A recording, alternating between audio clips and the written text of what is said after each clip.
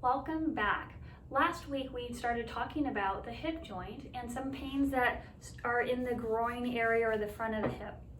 Sometimes though we get pains on the outside of the hip. Often healthcare providers will tell you that it's coming from the low back because the nerves that exit the low back wrap around and can provide innervation to the outside of the hip. Occasionally though, it's not just coming from the low back, but coming from the outside of the hip. And that can be attributed to something called bursitis. So what is bursitis?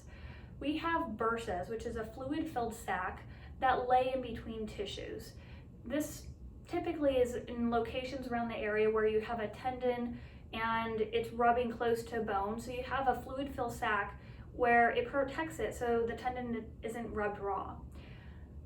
It's a normal thing to have bursas all over our body, but what we don't want is something called bursitis, where there's inflammation in that fluid-filled sac. That can happen when there's a lot of pressure and then rubbing, and what happens is if your body gets out of a position that's not in neutral and you're off kilter a little bit or you're kinked a little bit, the rubbing that happens because of that can lead to fluid buildup and inflammation.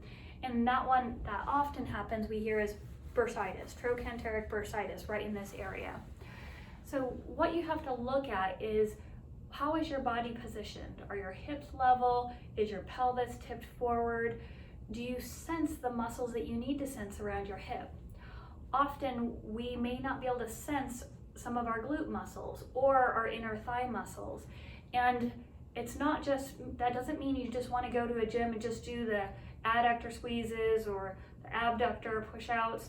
You actually want to target the muscles depending on the side, and each side is different. Often I see that the left inner thigh muscle, the adductor there, we often don't know how to use it as well as we do on the right side. And so that can leave us a little bit torqued or a little bit kinked, and once our pelvis gets off, then we get some compensations going on and it leads to bursitis on the outside.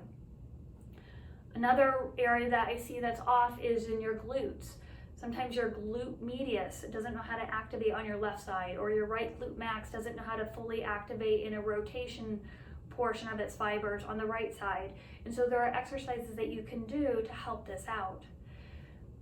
If you're interested in that, please reach out to me. I would love to work with any of you one-on-one to help you with any of your hip issues or bursitis. It can be fixed, and it just takes some time and some effort, and you might need some help figuring out on how to get your body back into the correct position and get rid of some of those compensations. I hope this was helpful. Please reach out to me, amy@paberinstitute.com. I'd love to hear from you.